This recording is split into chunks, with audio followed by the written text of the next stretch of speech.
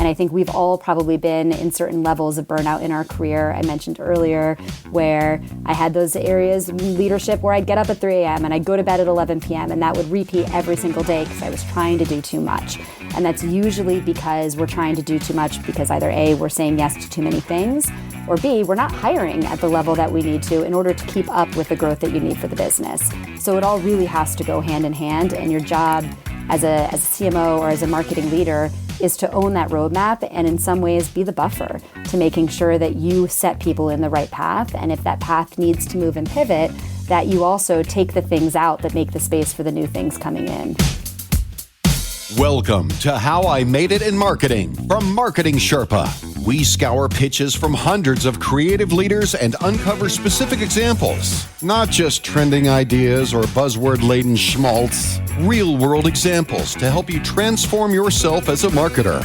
Now, here's your host, the Senior Director of Content and Marketing at Marketing Sherpa, Daniel Burstein, to tell you about today's guest. You can go to marketingsherpa.com right now, and I promise you this, there are dozens, maybe hundreds of things that are not exactly how I wish they were. There are many more social networks we could be on, or tools and tactics we could be using, if only, right? And your company, it's likely the same way, but it comes down to this reality. There are likely many more things that you could spend your team's time and budget on than you should spend those resources on. Or as my next guest put it in her podcast guest application, focus and prioritization are critical to your success. So true. Joining us now to share the story behind that lesson, along with many more lesson-filled stories, Tara Robertson, Chief Marketing Officer at Bitly. Thanks for joining us, Tara. Thank you so much for having me, Daniel. Excited to be here. And we're going to have a fun conversation. I took a quick, just cherry picking off your LinkedIn, just so people understand your background. You were VP of Marketing at Hotjar. You were Head of Customer Marketing at Sprout Social, Chief Marketing Officer at Teamwork. Now you're Chief Marketing Officer at Bitly. You've managed teams of more than 50. Right now you're managing a team of 20 and growing, I understand. So if anyone's looking for a job, you might want to listen closely to what Tara's saying. I think she's hiring. And I'm sure everyone knows Bitly, but I'll just let you know a little bit of data on Bitly. Bitly has 10 million monthly website visitors, and in 2017, Bitly raised $63 million in additional funding from Spectrum Equity, which gave the growth equity firm a majority stake in Bitly. But take us into your day there, Tara. What is your day like as Chief Marketing Officer at Bitly? Oh gosh, well, it is crazy right now, especially busy. I just joined Bitly roughly 2 months ago, just nearing that 2-month mark, so I am deep in my 90-day plan. Bitly is on a really incredible journey right now. Most people know Bitly as shortened URLs, but we've also invested in link in bio. We acquired a company that generates QR codes, QR code generator, back in January. And so we're working on a pretty robust repositioning and branding overall overhaul for the product. And so a day in the life for me right now is 1, working on those branding campaigns, 2, thinking about integrating our different funnels together because we're deep in an acquisition, but 3, because I'm early on working on the organizational design. So you mentioned we're hiring, we absolutely are. And a lot of that is because there's a lot that's going into what this next stage of Bitly will look like. And that includes really building out a robust marketing team specifically for how we're going to get to that next level. And so rolling up my sleeve, deep in the trenches of doing the work and also building the strategy with the amazing team that I serve. And the thing that Tara mentioned that will make any data-driven marketer jealous, which she was telling me, was that there's like billions of links shared so you can validate a test like instantly or something crazy? It's crazy. The amount of traffic that we get to Bitly's site is millions on a monthly basis. In order to run an A/B test, for example, we only have to get to 5% traffic to get to statistical significance. And then obviously it takes some time to roll that out to make sure we don't break anything or have any crazy influx, but it's a really great place to play if you are into testing and product-led growth or experimentation because of the amount of traffic that we get on an ongoing basis. All right, we're going to mostly jump into lessons from Tara's career, but Tara, if you've got some juicy tests to sprinkle in there that you just ran, feel free to do that as well. So first we talk about the things that Tara made in marketing. That's a cool thing we get to do as marketers. Like I said, I've never been anything else, but if you're like, I don't know, a podiatrist or an actuary, I mean, are you really walking away like making things? We make things. So let's look at the first lesson Tara made from some of the things she made. She said, you don't know what you don't know. So true. So Tara, how did you learn this lesson? I mean, it sounds like it's a painful lesson to learn. So what gave you that lesson? That's the Best way to put it. I learned it the hard way.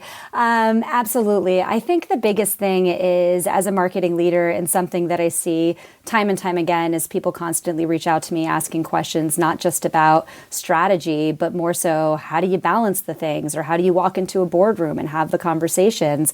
And the way I learned this, like we said, was the hard way, in that when I was earlier on my career, much like many of us, struggled with imposter syndrome, didn't feel like I earned the seat at the table and that I was a fraud and I'd be found out. And so people would ask me questions that I would answer with probably the wrong answer, because I felt like I had to have the answer, and then slowly try to backtrack, and it just made me more and more nervous.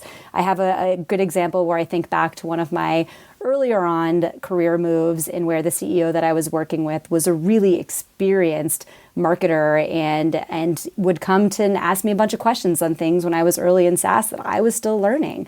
And so it was often really, really challenging. And what I found is that I'd be waking up at 3 o'clock in the morning and checking my Slack with my global teams, going to bed at 10 or 11 o'clock at night, checking my Slack again with my global teams, and feeling like I couldn't shut off, because I was constantly trying to go in and answer the questions versus come back to the table and say, that's a great question, I don't know. Or, hey, let's hire for the roles that will help build the full marketing org, versus feel like I needed to be able to do all the things or have all the answers.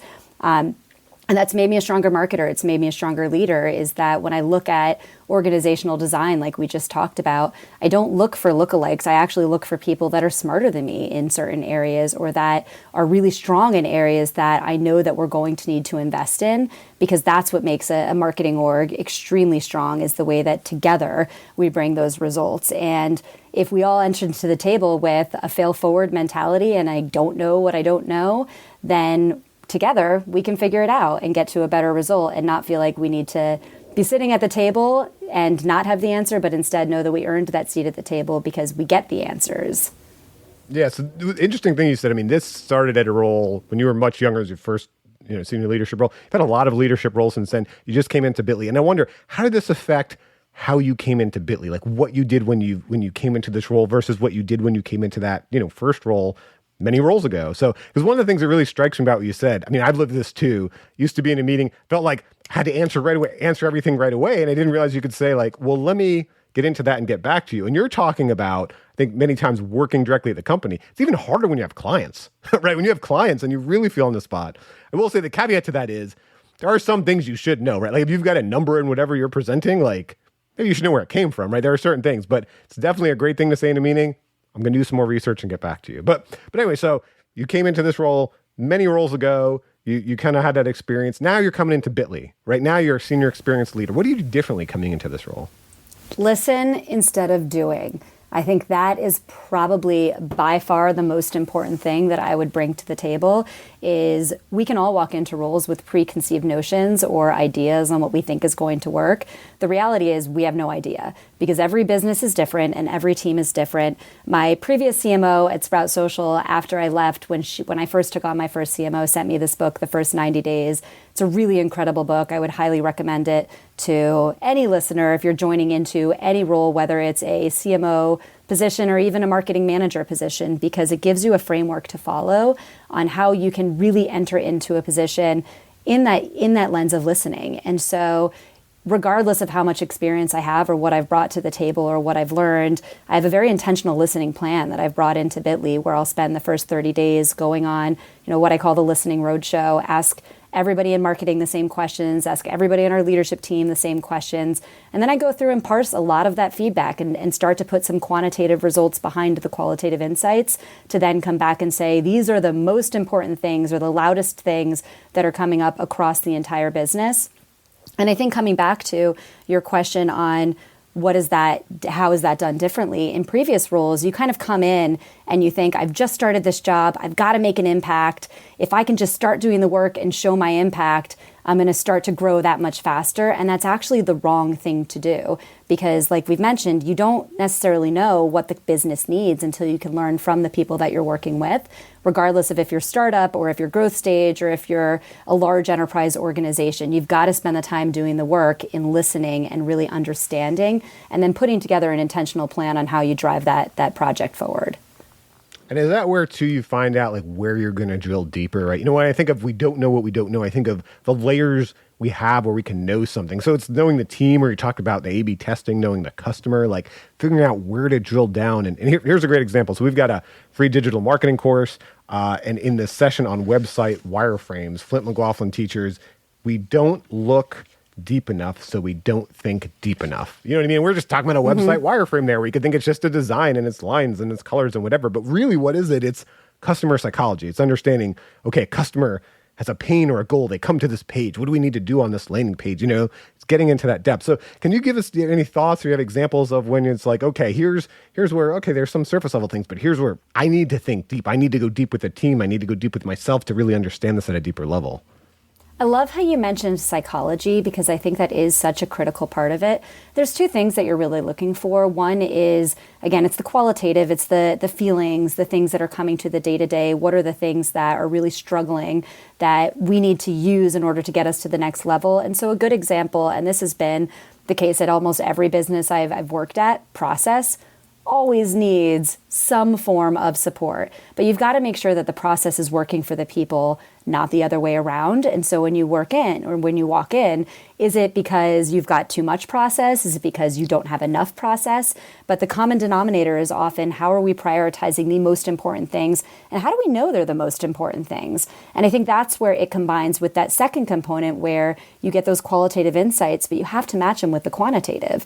And I think that's where you're drilling into, what are my results? What's important to the business? What's important to my CEO, my CFO, my boss who's the president? What are the things that they're really looking at on the day-to-day, and the numbers that we're presenting to the board? And how do those things match up together when it comes to what the team needs in order to become more successful, and what the business needs in order to grow? And that's really where you're starting to put together that roadmap that goes deeper into, okay, to get here, we need to actually fix this thing here. A good example of something I've heard even at Bitly is that we need to have really good analytical rigor in how we're actually investing in the growth of the business. As I mentioned, brand campaigns. We want to invest a lot in how we're going to continue to grow the Bitly brand. But in order to do that, we need to have strong KPIs. We need to make sure that we're putting the right energy and effort behind the right campaigns versus just doing anything that comes in the door. And so the marketing team might say, I need resources. The leadership team might be saying, I need analytical rigor. How you match those things together is actually by showcasing, well, this is how many design hours we have versus what's being asked for, and matching that process in a way, again, that it works for the people. And it's great. Although you're talking about there was information. This is how many design hours we've had. I've heard many times the design team is overwhelmed. They're just simply overwhelmed, right? But when you're kind of getting into that specifics and managing with that information versus trying to convince something of someone, I bet that works a lot better. Absolutely. So that ties into really your next lesson here perfectly. And I've felt this in my career. One thing I noticed, I started out, I've talked about in more like traditional media. And I look at that as it's kind of like a more two-dimensional life. Like, okay, we had these series of print ads we're running in the Wall Street Journal, or mailers we're doing, or whatever they are. There's a media plan. There's a media schedule. There's, for lack of a better word, seemed like a lot of options at the time. There were less options. Now it seems like a 4D world where you can do anything, you know what I mean? And that leads to this challenge. Focus and prioritization are critical to your success. So how did you learn this challenge? How do you live this? Well, similar to the last question, I learned it the hard way. I think we all do. The biggest challenge, I think, as marketers, and you can say this for every department, and I can only speak to my own bias and having only been in marketing in most of my career, but everyone kind of thinks that they're a marketer, and everybody has really strong opinions about what they want marketing to be doing. And so the challenge that comes with that is that you often have a million things coming in your direction, and those things get even crazier and heavier and busier when numbers maybe aren't performing at the level that they need to be in order to keep up the rapid growth. And so I think a big part of that is that, one, you need to look at the data and look at the roadmap and the insights of what you're working on, and make sure that you're investing in the things that you know you have to invest in. What is the recurring work that you need to consistently be doing in order to make sure that you're driving up certain behaviors, you're driving up certain data points, and then match that with your big bets. And so if there's a big thing that you want to be rolling out, or something that you want to talk about, or start to run a campaign around, then that's something that you prioritize for around that recurring work. Any new thing that comes in, and this is where it's really working hard in how you're partnering with the rest of the business, you get really good at either A, saying no, or B, saying, hey, that's a great idea, but that great idea is going to take precedence over this other thing that we're working on, which is more important, and start to get in the habit of saying either A, no, or B, what's the trade-off? If you don't get into that position where I mentioned the hard scenario that we can all be in is that there's always a million things you can do in marketing, but there's really only one or two of those things that are going to actually matter to your business. And you don't want to turn into a throw a spaghetti at the wall and see what sticks scenario and lead with the data, because if you don't do that, then you end up being in a position to where you're all running around, don't have any focus, or B, you're burning out. And I think we've all probably been in certain levels of burnout in our career. I mentioned earlier where I had those areas in leadership where I'd get up at 3 a.m. and I'd go to bed at 11 p.m. and that would repeat every single day because I was trying to do too much.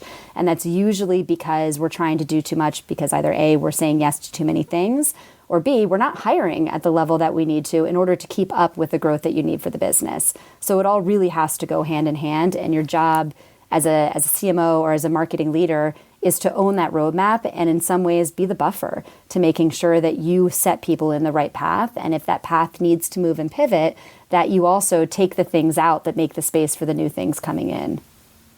So I wonder if you have an example from a previous role. You mentioned the roadmap, like how you report out to the leadership team and just the greater company as a whole to do these things. There's a dashboard, what are you doing to kind of get that information out there? Because I love what you said in the beginning, everyone thinks they're a marketer. It reminds me, I was watching this interview with Jerry Seinfeld yesterday, and he talked about going to kids' birthday parties, and he talked about, the worst part is then the clown will come up to him and give him like joke ideas. And it reminds me of like, yes, I've worked in organizations where everyone in the organization had marketing ideas, but even just people I knew socially had marketing ideas. Like I had a friend who, was working for a digital B2B company, and he was talking about this like great radio show on locally and how we should advertise on it. And we don't know what we're marketing. Like get on that show, you'll do great. And it's like, we're a digital B2B company that doesn't even have a local market. Like it would make no sense, but you know what I mean? It's hard to explain that type of stuff. So I wonder, like, how do you explain it? How do you report that out? How do you communicate that? Such a great question. You mentioned this already, start with your dashboard. And so big believer that marketing needs to tie back to revenue. Not everything that we do in every single campaign that we run has a direct line to revenue attribution. But if you're a marketer, you need to care about revenue because that's what you're driving for the business. And then you have to start thinking about how you drive value out of that. And so you start with your dashboards. And I think you mentioned communication. That's critical. And so every week I'm reviewing both up, down, and sideways to everyone. Here's where we're at with our numbers. Here's where we're on, here's where we're off, here's what we're doing to manage if we're moving off track. And then from there, you use that data and those dashboards to then come up with, like I mentioned before, what are the recurring work? What's the recurring things that you need to do? Really good example, blog.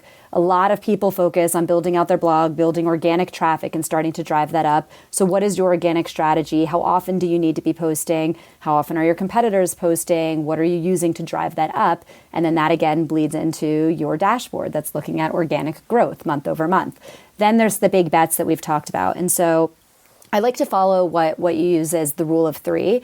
In where there's never really anything more than 3 top new priorities per quarter with a marketing team, that you're working around that recurring work. And so foundationally, you have to look at what are the things that we have to do, what are the resources that get those things done. That's critically important. That's always in your dashboard. And then you think about, okay, what are the big bets that we need to run? And sometimes those big bets require cross-functional collaboration with your product team, with your sales team or your success team. And then a lot of your roadmap planning goes hand in hand with, say I want to roll out, and I've done this at a couple other companies before, a community or an education program. That's not something marketing can do by themselves. We need to be partnered with our customer success team, and we need to actually be working together with how this shows up in the product as well in order to make that launch get really put in place. And so every quarter, when we look at that annual plan that we're starting to put together, we often break it up based on how big that project is. So of your rule of three, that education program or that community might actually end up taking up 3 different quarters, because one's your plan quarter, one's your build quarter, and one's your launch quarter. And that means there aren't a lot of other things that we can do during those quarters based on the size of your marketing team in order to get that level of effort put in, as well as the impact that you're looking to drive. And then I think that goes in conjunction with your KPIs. So your dashboard is really what you're presenting to your leadership team. It's what you're looking at a weekly basis, and it's those numbers that drive the overall revenue.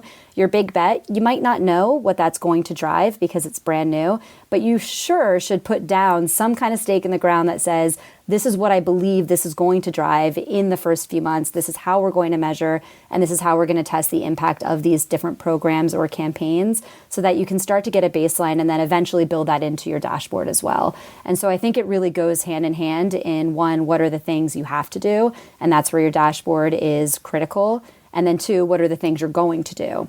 And the last thing I would kind of lead with, because you asked the question about communication, is I think a big part of my role, and this is something I've also learned over several years of working in marketing leadership positions, is communication is actually one of the most important things that you do outside of setting the North Star and the strategy for the team.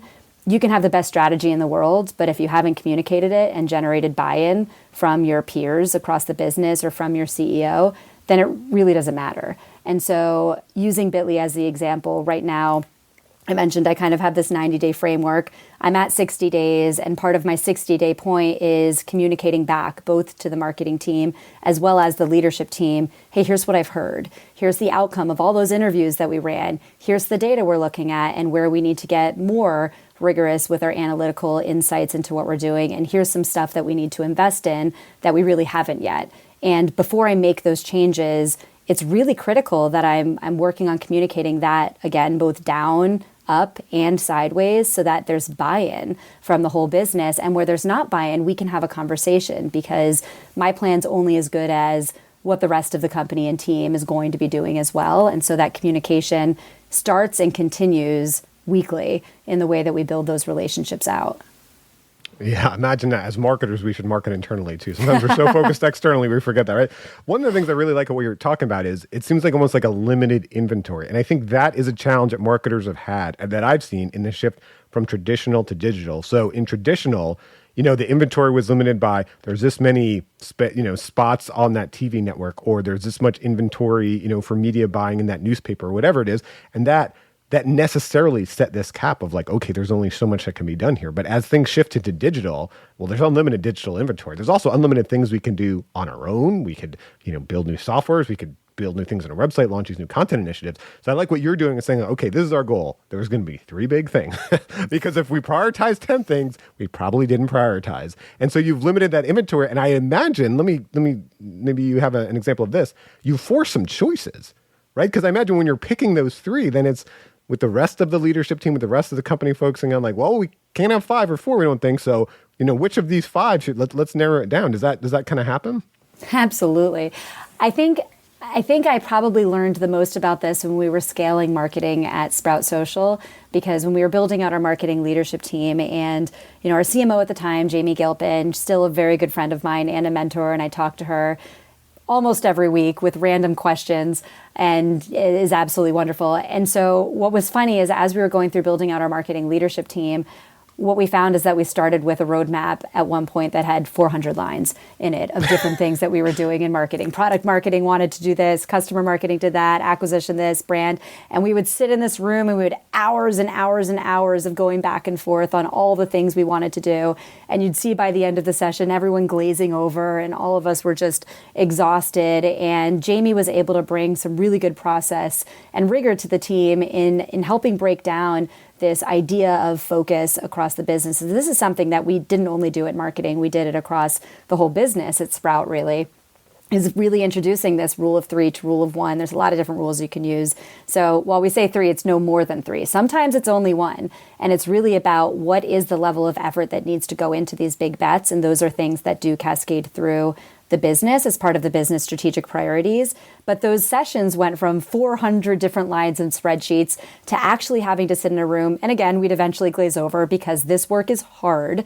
But for each of us coming to the table with, these are the resources I need, this is the thing that I'm looking to move, and here's the thing that I want to run. And then we would just debate and talk through what are the things that we want to put a lot of effort in, what can we put less effort in but still achieve the same impact. And that became a conversation the entire marketing leadership team would have to have together versus everyone coming in and wanting to, launch their one big thing, and then suddenly we're putting all this strain on our designers, our developers, our copywriters, and our teams because we aren't aligned from the top. And I think that starts, one, within your team and department, but also within your business. And I think that's something that really drew me to Bitly, is that this idea of focus and strategic priorities and making sure that we're all aligned on the most important thing and the most important narrative that we can then cascade down and then back up. It's just so critical, because if you find yourself in a position where you have 400 different initiatives and we all probably have them, you'll never get any of them done brilliantly. And it's really about doing great work with the best impact, which means that you do have to have those trade-offs. Yeah, and I think someplace that focus and prioritization can pay off is really with your next lesson, which when I'm going to read it, it's going to sound good. We're all going to agree with it. It's a very difficult thing to do. Marketing shouldn't be about driving demand. It's about driving value. Again, easier said than done. So how have you learned that lesson? I think kind of getting back to this previous conversation around focus and prioritization, leading with the data is so important. I've been so lucky throughout my career to meet a ton of people and learn from some incredible growth consultants and experts in the conversion rate optimization space. And a lot of what I've been able to learn and take to teams is how we look at data, again, both quantitatively, but also qualitatively, and starting to understand not just what we want people to do, but why they do it in the first place. Starting to look at things like applying jobs to be done to the way that we look at our overall customer lifecycle journeys, or the way that we think about what is the value that people are coming and purchasing our product or buying our service for to begin with. And that's why they buy. They don't buy because you're the best at X. They buy because they're buying a better version of themselves to some form or degree, whether it's, what's going to help them spend less time in the day, or what's going to help them feel better about what they're able to present to their leaders. It really doesn't matter what is the thing. It's the why people do the things that they do. And we have to remember that we're not marketing to businesses if we're B2C, or consumers if we're B2C. We're marketing to humans, and we all fundamentally are looking for value in the things that we purchase. And so while I say that marketing is not about driving demand, it's about driving value, it's really about, don't think about the number that you need to drive for demand. Because if you're just focused on that number, you get so quantitative and so focused on just executing the next campaign or what is the next idea that you're missing the point. And if you focus on value first and take all that upfront work in customer research to understand your buyers, why they buy, what are the things that they connect with, then you're actually going to get incredible demand. And so value has to come first. I'm not saying you don't do demand. We all need demand. That's what we do. But if you start with value, you will then in turn drive demand. It's not the other way around. Yeah, it's such a good lesson. And I wonder if you have any example of talking to customers, or where you really kind of learned this on directly from them. Because one thing I've seen, you mentioned before about, as an example, launching a blog, right? You launch a blog. Why do we launch it? Well, because we want this many leads a month or something like that. And I think that's what you're talking about in terms of driving demand, where we overlook the fact that nothing is going to happen without that value. Right. And that's kind of the blinders we get on as marketers, because we have this certain goal where we always have to start with, well, wait a minute. Why should this blog even exist in the first place? Maybe it's free, but it really needs to be a product. It needs to exist for a reason. That reason is to provide value for someone in some way. And then we can say, okay, and from that, we can get some demand. But I've seen so many times, I've seen this a lot in content marketing. There's many other initiatives too, but you mentioned blog, is it just focuses so much on we need to get this many leads, we need to get this many forms, whatever it is, versus why on earth would anyone see value in this? Let's create that value first. So I wonder, from your experience building a program, have you ever talked to customers and really got that good understanding of, okay, this is the value we need to really create before we get into, pushing towards that demand? Absolutely. I've got a couple different examples here. I'll start with one at Sprout Social. When I first joined the team, it was actually to join and build out the agency partner program. So kind of molding together my experience in both SaaS and working in an agency specifically. And a lot of people, Sprout included, look at companies like HubSpot and think, wow, how do I generate 50% of my revenue from my agency base? Let's build an agency partner program and start to build a reseller program. And so when I first joined in, the first thing I could have done is what we've talked about, is okay, how do we generate demand? How do we just mimic what other big SaaS companies like HubSpot have done and build a agency ecosystem for resellers? So I chose not to do that, which actually, thank goodness, because what I actually started with is joining and walking in the door and interviewed customers. I surveyed customers. I talked to a lot of our install base. And what we actually started to find out is that it wasn't about even generating a reseller program. It was that these customers were using our product in a completely different way. And everything down to even our pricing model wasn't conducive to how this specific segment worked. And so by spending that time with those customers, what we were able to do is launch an early founding member program and adjusted and tested out a few different pricing models that gave them the opportunity to start lower but grow with us as a product. And what we saw just by spending 2 months, only 2 months, in surveying, interviewing, digging into the data, starting to look at some cohorts within the product, by doing a lot of that upfront work, we saw millions of revenue attribution right out of the gates in launching the program once we got it live. And so I would say that would be something that we probably really would have struggled for a couple of years if we just mimicked what a lot of other companies or best practices have done, because what was unique to that specific install base was unique to that specific install base. I'll give another example if we've got time to dig in on when we were working at Teamwork. What we actually were finding too is that Teamwork is a project management software, and that is a very, very crowded space. There's a lot of different competitors out there, some of which have received hundreds of $millions of funding, and we were going for our first round of funding and dug into a lot of our customer research and data, and what we found, interestingly enough, is that the agency segment was also the most impactful segment that not only bought but also stayed with us for a long time. And so we started to build a very specific ideal customer profile model in how we did a lot of our rebranding, how we focused on a lot of our content consumption, how we started to invest, like you mentioned, our blog around value versus just keywords.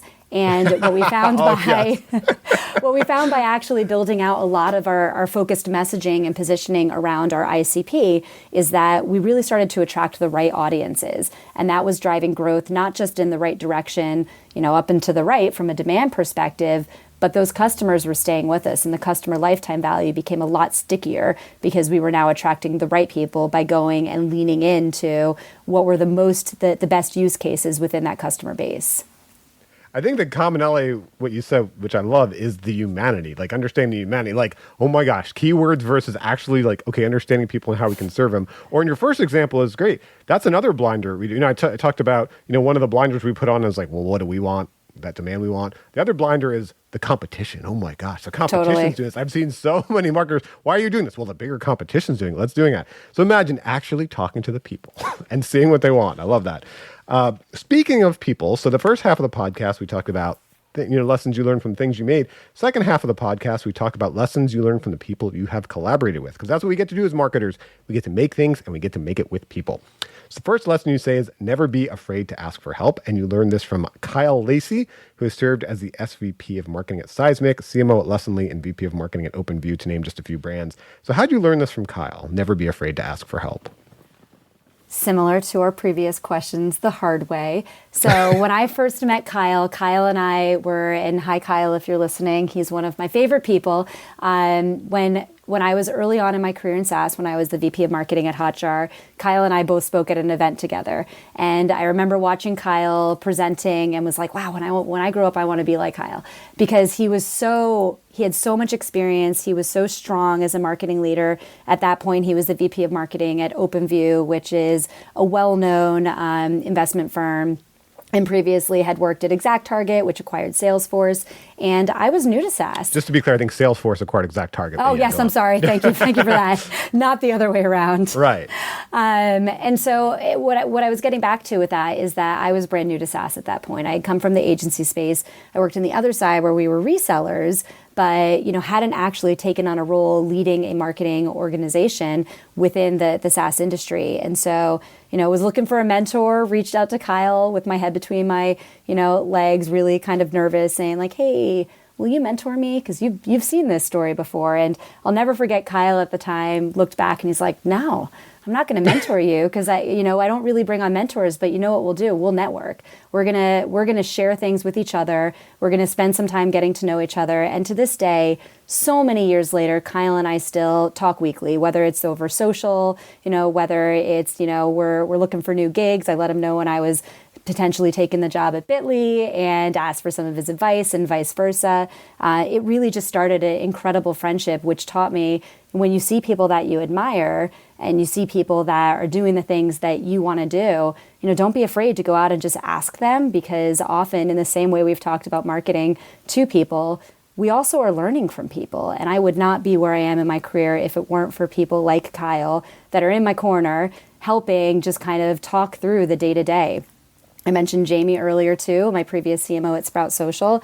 She is an incredible friend of mine that I've continued to connect with and reach out to. And I'll do the same. If people reach out to me and say, hey, I'm new in my career and I'm looking to learn, would you be willing to hop on a call? The answer is always yes.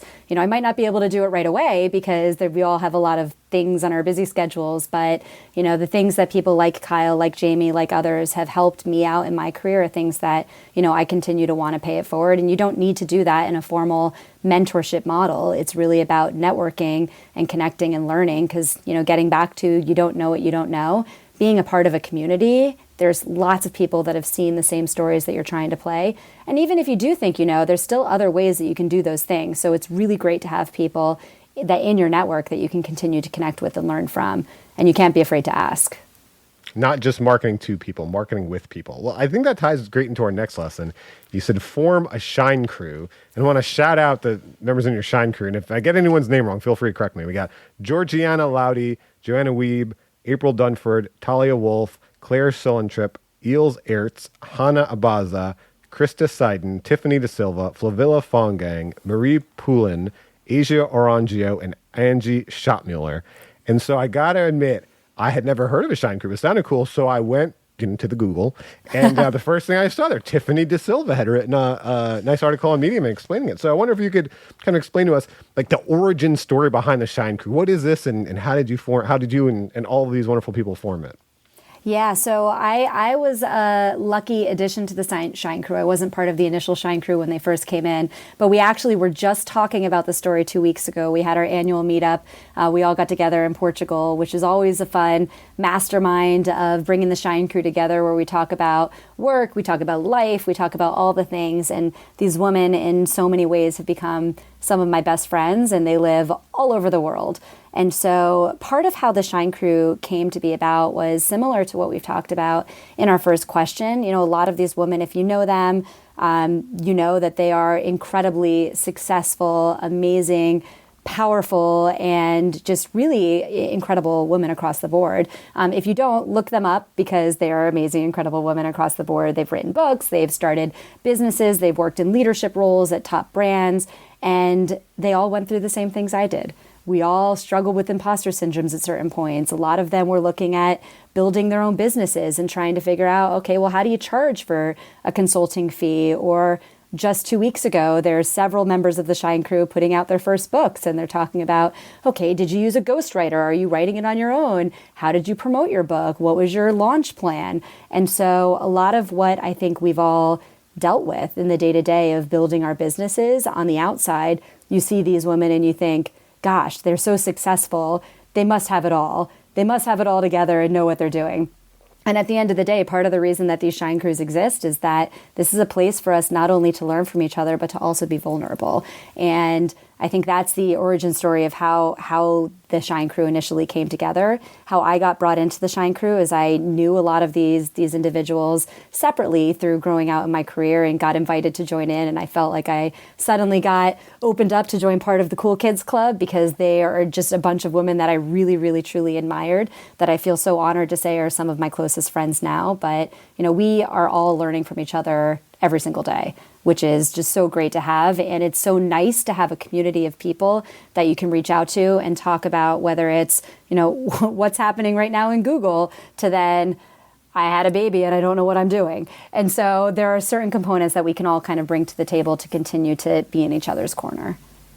There's something I really appreciate you talking openly and transparently about, because you see someone successful like yourself, see them on Bitly now, these leadership roles, you think they've got it all figured out. And I think as you mentioned repeatedly, as you got into roles, especially earlier in your career, but still figuring things out. And so I wonder how this has affected how you've brought people onto your team in your leadership roles, especially people who are earlier in their career. Because this is something I noticed early in my career too. When I first worked at with very big companies, I was like, so intimidated, these major brands, these major companies, and you start talking to people and you're like, oh, well, I mean, there were some very smart people, but it's like, they don't have it all figured out either. In fact, there's this, I'm probably going to mess up this quote, but I heard Barack Obama before say, Barack Obama went from community organizer to leader of the free world. And he's like, you know what? The people in the room didn't really change much, He's like, yeah, there were smart, great people. When I was community organizer, there were some smart people that didn't have it figured out either. And really, when leader of the free world, president, not everyone's got it figured out at that point either. So I wonder, how is your journey affected? How now you are in the position to bring other people up through their journey? Oh, it's such a good question. Well, I'm a huge believer in servant leadership first. So I believe that, we aren't here to tell people what to do. We're here to serve the teams that we're working with, and you've got to let people fail. But in order to let them fail, you have to create a safe and a brave space to try. And so one of the most important things I think you have to bring to your marketing team that has helped me is empathy. You have to have empathy with the people that you're working with, the people that you're working for, and get to know people.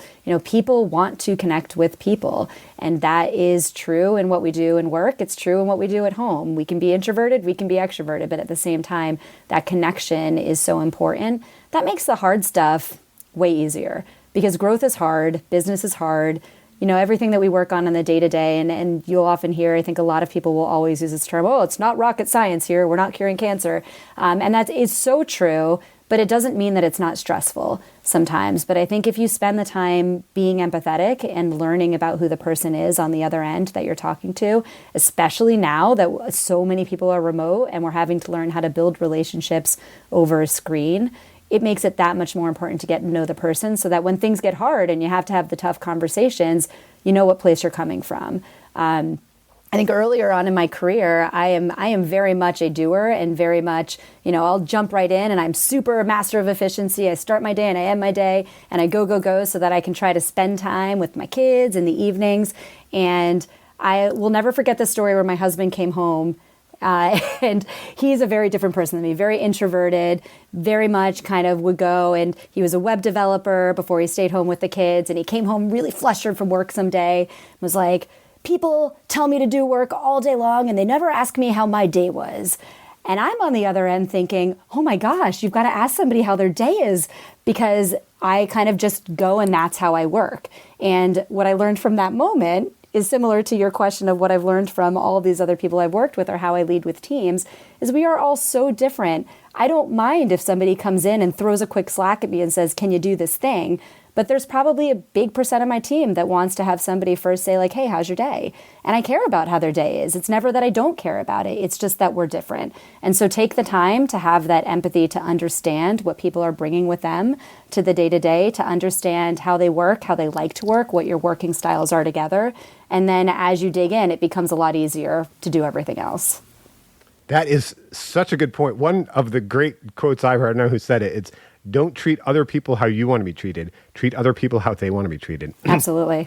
And that's such a hard thing to learn too, is that, when you're getting into leadership early, because I always thought, well, here's the thing I would want. So I would think other people would want it, right? So like, I'm a content person. I love content. And so like, if I had a chance to present somewhere, like be in a podcast or a video or write something, I'd be super excited. That's a great opportunity I'd want. I don't want to be doing these boring spreadsheets. I want to be doing that. But then, once I started working with more varied teams, I kind of had to learn that of like, hey, this is great. You could write a blog post. You could, come on, speak on this webinar with me. Just speak to this college class with me. And it'd be like, this is such a great opportunity for you. Then I realized some of those people, they wanted nothing to do with that. What they wanted was they wanted to get a giant spreadsheet and look at all this data and find, some insights from it. And so that was a really early lesson. And so what I found to learn is like, there's like kind of this Venn diagram, this overlap between that which the organization needs to do to be a profitable and successful organization and that which excites that individual. They're passionate and very skilled at it. And it will never overlap 100%, right? But the more we can overlap that, the better that person's career is going to be, the more fulfillment they'll have, and the more successful they'll be for the organization. So totally. Yeah. And I would just add, you cannot underestimate the importance of that work. Because especially even when you think about not just within your team, the people that you work with on the day-to-day, the people you need to collaborate with and the people that they work with and the people they're collaborating with, that communication is just so important. And it's one of the most important things that you do as a leader outside of driving the business. I once worked for a company that said, we're not here to have fun, we're here to do work. That doesn't work. And I think I've worked for companies that have been the other way around, where they're people first, and those are the ones that are succeeding and the ones that are growing. And so I think as a leader, making sure that you show up and that you spend time getting to know one another and getting to know the work. You're not just doing that for the sake of doing it. Like, you're doing that to build a connection. Why would we not want to have fun and do that work together? It's because that makes the hard things much more fun. Yeah, and I think especially in a profession like ours, which is such an odd profession when you think about it, because we are creating things that have never existed before in the world. We're, we just say, oh, it's a marketing campaign, and you've got your ad and your message and your brand and your whatever app or whatever. But really, this is that act of creation. And when I think about I look at it as an almost holy thing. It connects to Ernest Hemingway and William Shakespeare and Maya Angelou and all these great creators of the world, and that's who we are too. And so I think a lot of times the legacy of manufacturing organizations and these different organizations in the early parts of our economy have still been with us and are with us today, although that is such a different type of work than what we do, right? And that's a type of work where it's the productive capacity of the individual is so important. There's a repetitive thing they need to do and keep doing it. And that's where work isn't fun, or maybe, Totally. To me, it wouldn't, right? It's just getting it out. But if we can make work fun and tap into those people and tap into the best of them, then maybe we could do this really weird and awesome and beautiful and odd thing we do and create value for people, going back to your original lesson. Yeah, and I'll add one more thing to that too, which I've done at every business I've worked on. There's lots of different personality tests that you can do in businesses. One that I absolutely love is StrengthsFinder, and that's with every marketing org that I've ever worked on. We'll all go through doing our StrengthsFinder, figuring out what our top 5 strengths are. And it's not necessarily to figure it out for you, but it's to figure out, how do we work with the people we work with? I had this one person that used to work on my team. She was incredible, but she really needed to understand the full picture of what was going on, even if it wasn't in her discipline. And once we dug into the strengths and we understood, context is your number one. Context is really important to how you get your job done. But hey, you're really good at context, and this other person, is really good at this really competing strength. What if you both worked together on this initiative that maybe wasn't the day-to-day stuff you're doing, but let's help dig into somebody that has context but is also futuristic or strategic, and that is where you create the magic. And so how do you get to know each other and the strengths that you build into the team? Focus less on the weaknesses. I don't like weaknesses because it's not necessarily about what you're not good at. It's what you're good at and this person sitting next to you is really good at, and how those things partner to get to the best outcome. Well, Tara, I think you hit on why half of the podcast is about collaboration, right? It has to be, because we have to collaborate to be able to create and do these things. And I think it really ties into the last lesson you wanted to talk about, which was do the work. Do the work. I love that. When you're talking about do the work, you mean do the work with people. You mentioned you learned this from Michelle Bess and Jackie Curiton. And how did you learn this?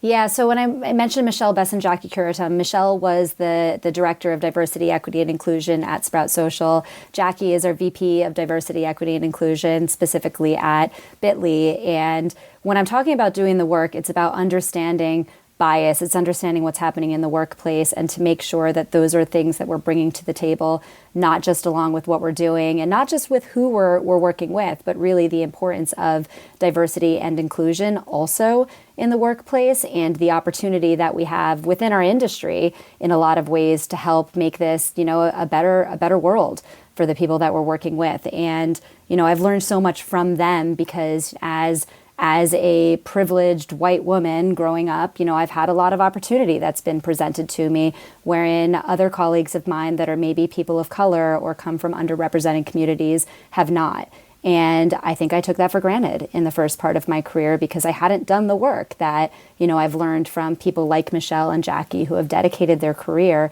to helping others really understand the importance of DEI in the workplace and the importance of creating opportunities, and also thinking about bias in ways that we might not traditionally think about it. How do we show up as a brand when we think about the inclusive language that we're using on our website, or the videos that we're creating? Do they have subtitles?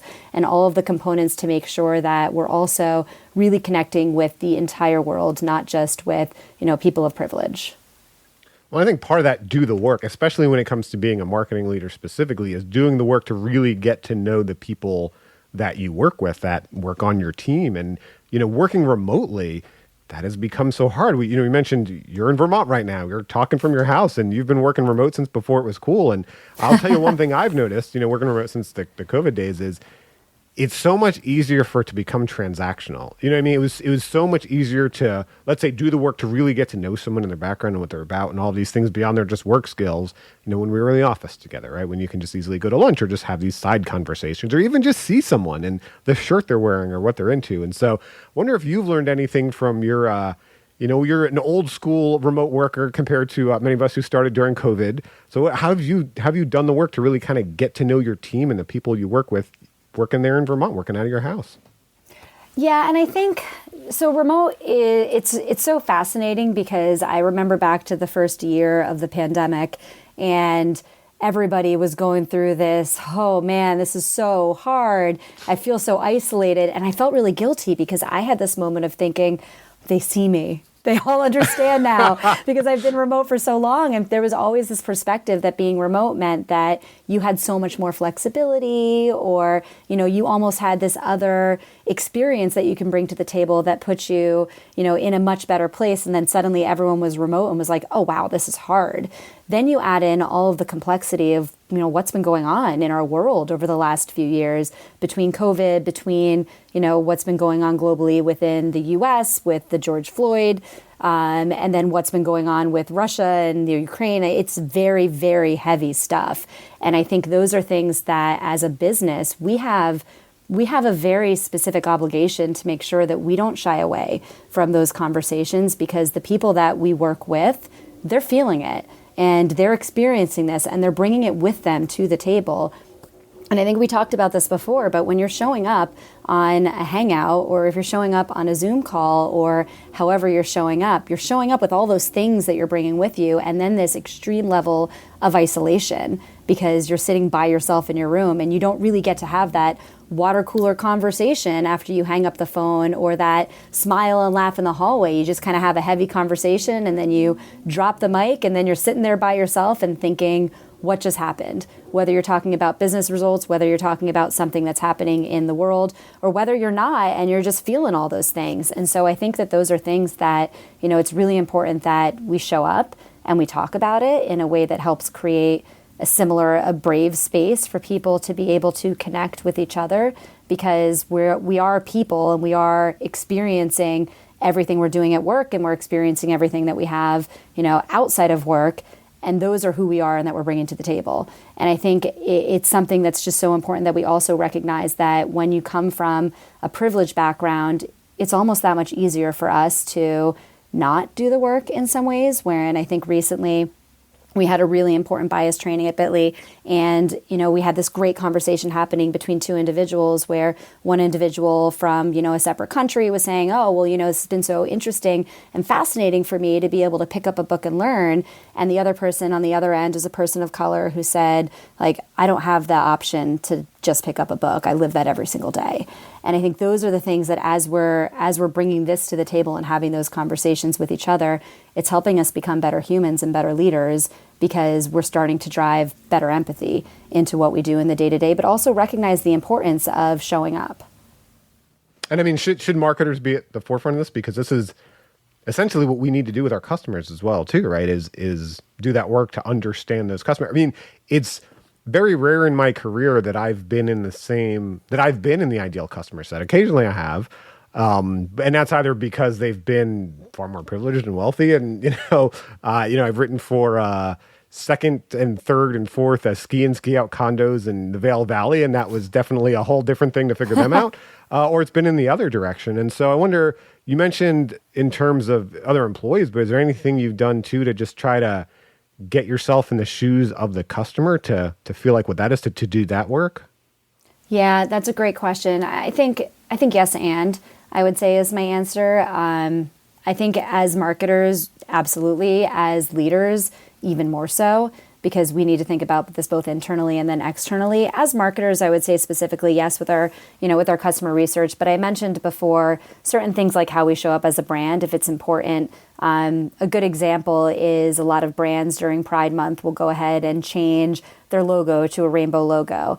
Now that's become something that's extremely controversial in the LGBTQ community, specifically because those companies don't show up the rest of the year and they're not showcasing who they are as a business or how they're actually investing in their diversity, equity, and inclusion programs overall.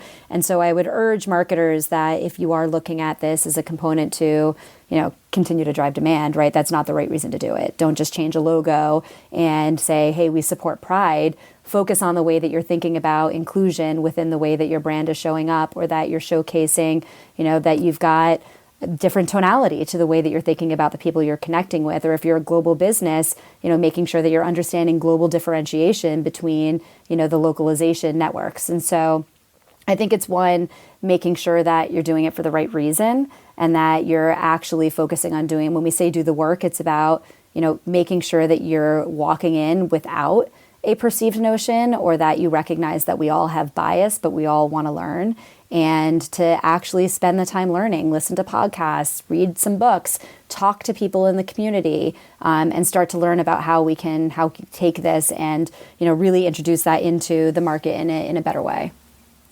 Well, thank you, Tara. We've talked about so many different things about what it means to be a marketer. If you had to just break it down, what are the key qualities of an effective marketer? So I would say two are probably the ones that come to mind for me. One, which we've talked about, empathy is huge. And when I think about empathy, it's really understanding your customers, really understanding the value that you can bring to them, and what is the unique differentiator within, your product, your service, your business that you can drive. And that starts and ends with really being empathetic. And then the second is data. You have to really understand data as a marketer and dig in to understand the impact of what you can drive. And so, we came back to before saying that marketing is really about driving revenue. You can be a creative and still care about data. If you want to understand, we've talked about testing before. Some of my favorite designers are the people that come in and they want to know, of the website tests that I just ran, how did they perform? How did my design impact that? What are the things that people are looking at or clicking on? And so I think you've got to connect your empathetic side with your data-driven side to really understand the outcome. And if you aren't someone that leads with spreadsheets, that's okay. I wasn't initially someone that led with spreadsheets. I had to learn that. And I think that's something that you still need to be data curious to understand the impact of what you're driving. And so connect those two together, which, sounds easy. It's not. It's really hard. Partner with the people that are really strong empaths, with the people that are really strong data-driven marketers, and you'll strive towards great success. I like that. And I like data curious. That's a good word. I got to remember that. Well, thank you so much, Tara. I learned so much from you today. I really appreciate the time you took. Great. Thank you so much. It was a pleasure. Thanks to everyone for listening. Thank you for joining us for How I Made It in Marketing with Daniel Burstein. Now that you've gotten inspiration for transforming yourself as a marketer, get some ideas for your next marketing campaign from Marketing Sherpa's extensive library of free case studies at marketingsherpa.com. That's marketingsherpa.com.